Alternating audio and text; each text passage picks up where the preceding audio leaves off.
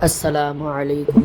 Hello guys, आप हमारे channel को सब्सक्राइब करें और लाइक करें और बेल आइकन को दबाएं।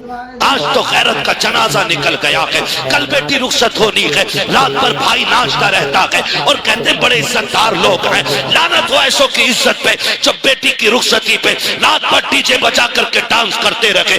ऐसा नहीं लगता कि बेटी रुखसत होने वाली है, ऐसा लगता है कि घर की बला को दूसरे के ऊपर डालने जा रहे हैं, इसलिए रात भर कूदे गए। गैरत आनी चाहिए। कल जब बेटियां रुखसत होती थी, बाप 3 दिन पहले खाना छोड़ दिया करता था, सजदे लंबे कर देता था। रत जगह कल भी होते थे, आज भी होते हैं। कल के रत जगहों में कुरान पढ़ा जाता था, आज के रत जगहों में डीजे बजाया जाता है। कल के रत जगहों का आलम यह था, बाप की आंखें सुर्ख हो जाती थी। खुदा की कसम, कल जब बेटियां रुखसत होती थी, बाप जनाजों से ज्यादा बेटी की डोली पे रोया करता था। आज किसी को गैरत का आंसू तक नहीं आता। मैं पूछना चाहता हूँ, कल जब बेटियों को तलाक होती है, फिर आपके क्यों मौलवी के पास जाते हो? कल जब बेटियों को ससुराल में सताया जाता है, फिर मौलवी से शिकायत क्यों करते हो? ये जो हमारे साथ हो रहा है, ये हमारी करने का फल है। रब ने तुझे बेटा बनाया था, किसी बहन का भाई बनाया था, किसी बेटी का बाप बनाया था, तो तेरी जिम्मेदारी ये थी कि जब बेटी की रुखसती का वक्त आया था, तुझे रात भर डीजे नहीं बजाना था, रात भर गानों में नहीं डूबना था। तेरी तो जिम्मेदारी ये थी, जब दुनिया सो जाती जाके मुसल्ला बिछा देता और रब की बारगाह में रो रो करके बेटी की खैरियत की भीख मांगता। मैं पूछना चाहता हूँ, आज जब बेटियां रुखसत होती हैं तो मुझे बता तो सकी, ये जो बेटी जा रही है किसी दुश्मन के घर जा रही है? नहीं, रिश्तेदार के घर जा रही है, जिसके साथ रिश्ता किया है ये कत्ल करने लेके जा रहा है। आप कहोगे नहीं, इसने साथ निभाने की कसमें खाई है, फिर रोया किस लिए है? हर बाप के आंसू पोंछ के पूछो तू क्यों रोया है, तो उसके आंसू बताएंगे। मौलवी बात यह है, मैं गरीब जरूर हूं, मैंने बेटी को चटनी रोटी खिलाई है, लेकिन कभी भी मैंने अपनी बेटी को रुसवा नहीं किया। मैंने बेटी को सूखी रोटियां खिलाई, लेकिन कभी जलील नहीं किया। आज रो इस बात पे रहा हूं, ये जो सामने बराती बन के आए हैं, ये जो सेहरा पहन के आया है, कहने को लाखों की इनकम है, जमींदार का बेटा है, लेकिन खुदा जाने मेरी बेटी कल जब इसके दस्तरखान पे बैठेगी, जूती खा के रोटी मिलेगी या रोटी खा के जूतियां खानी पड़ेंगी। इस ख्याल ने रुला दिया कि कल जब मेरी बेटी को लुकमों के ताने दिए जाएंगे, मेरी बेटी पे क्या बीतेगी। इस ख्याल से बाप रो देता है। और डीजे बजा के नाचने वालों, गैरत का तमाशा बनाने वालों, औकात दिखा करके इस्लाम को बदनाम करने वालों, मेरा एक सवाल है, आज तुम डीजे बजा के बेटियों को रुखसत करते हो, गाने बजा के भेज रहे हो। कल जब बेटियों पे आफतें आएंगी तो रोने की जरूरत नहीं है, अपने सर दीवारों में मारना। और अगर बेटी बचाना चाहते हो तो जब बेटी की रुखसत की बारी आए तो डीजे नहीं बजाना है, तमाशे नहीं करने हैं। खुदा तौफीक दे तो कभी मस्जिद में जाना है, कभी रात को घर में मुसल्ला बिछाना है और रो के झोली फैलाना है। मालिक ये मेरी बहन है, ये मेरी बेटी है, मैं तेरी रहमत के सहारे दे रहा हूँ। खुदा मेरी बेटी को रोने ना देना। खुदा की कसम खा के कहता हूँ, जब ये घर से जाएगी अकेली नहीं होगी, जब ये घर से कदम निकालेगी कदम इसका होगा, साथ में करम खुदा का। नारे तकबीर, नारे तकबीर, नारे, मेरी आवाज से आवाज मिलाकर बोलिए, नारे तकबीर, नारे रिसालत, नारे गौसियत, नौजवान कमेटी, इश्क मोहब्बत, इश्क मोहब्बत, उर्से मुकद्दस, उलमाए सुन्नत जिंदाबाद। आज रोना है मेरे भाई, रोना है। 10% फोन ऐसे होते हैं, दुआ करते बेटी ससुराल में दुख में रह रही है।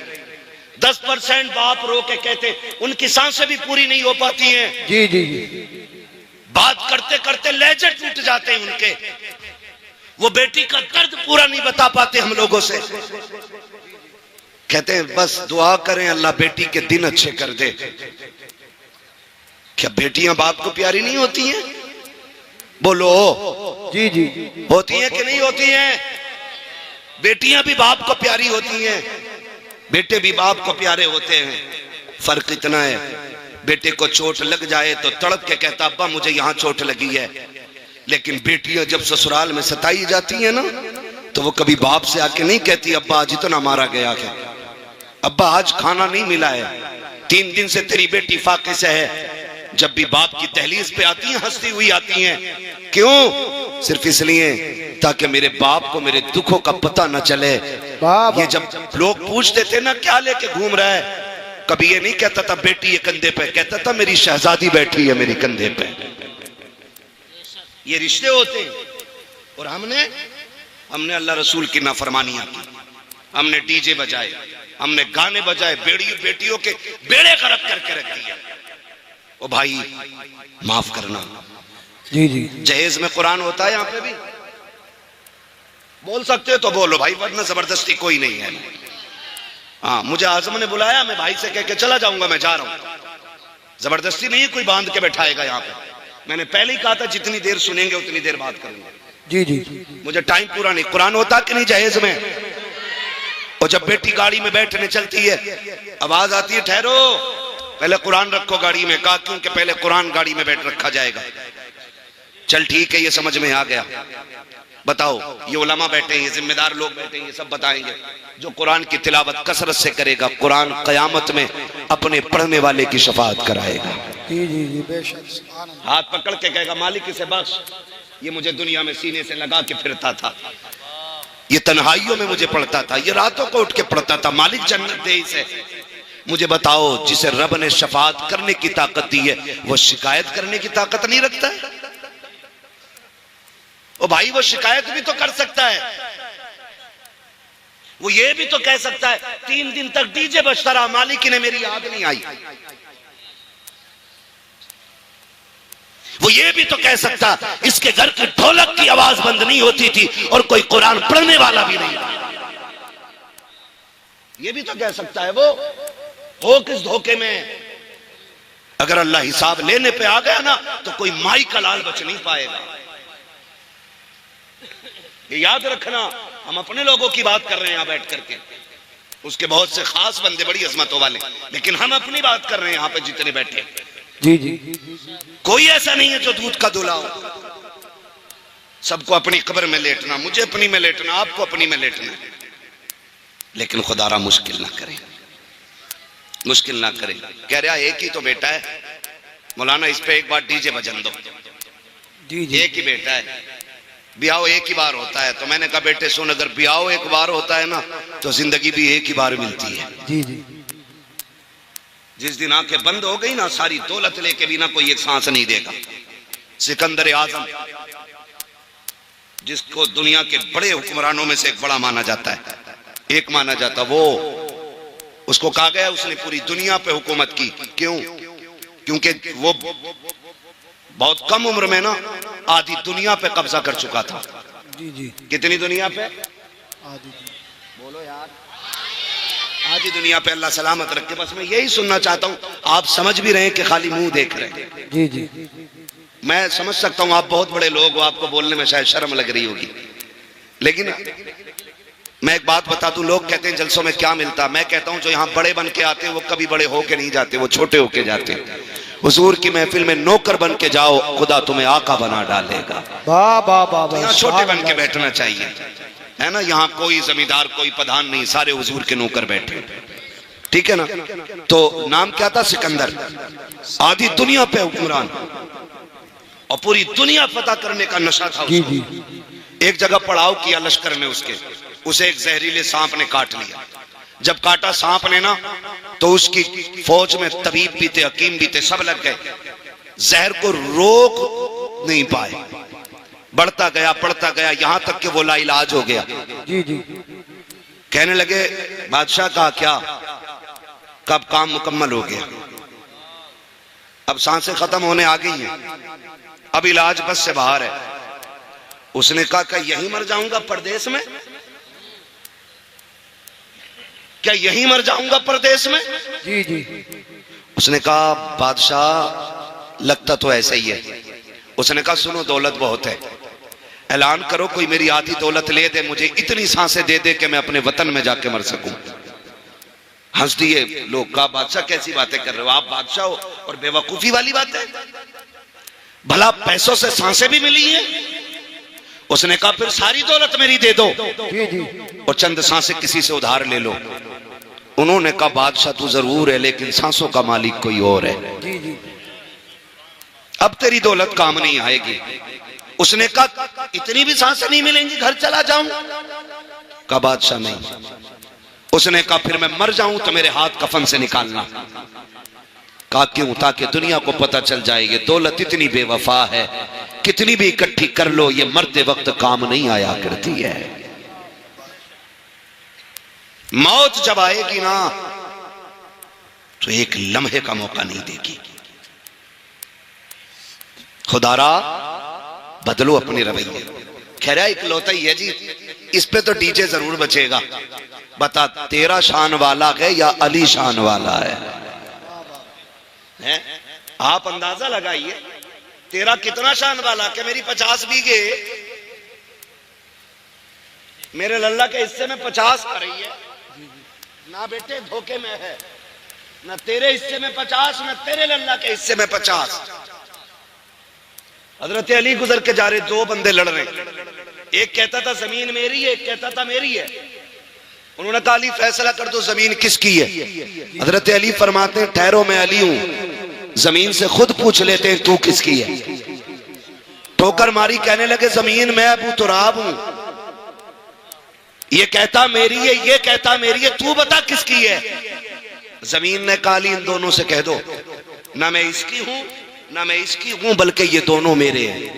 मेरे ना तेरे 50 बीघे आएगी हिस्से में, ना तेरे लल्ला के हिस्से में 50 बीघे आएगी। वही गज भर जमीन, वही लट्ठे का कफन, वही लकड़ी के तख्ते, बस इतने का मालिक है तू। और ये भी वो जो ये बाहर वाले लोग देंगे, अपनी मर्जी से वो भी नहीं लेगा तू।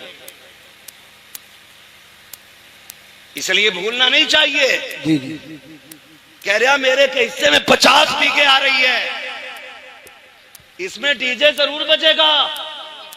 मैं कहता हूं अब अली को देख, तेरा वो है आंख खोली तो 50 बीघे देखी, अली वो है आंख खोली तो नबियों के इमाम का चेहरा देखा है। वाह वाह, इतनी अजमतों वाला अली पैदा हो गए, आंखें नहीं खुली, हुजूर तक खबर पहुंच गई। भतीजे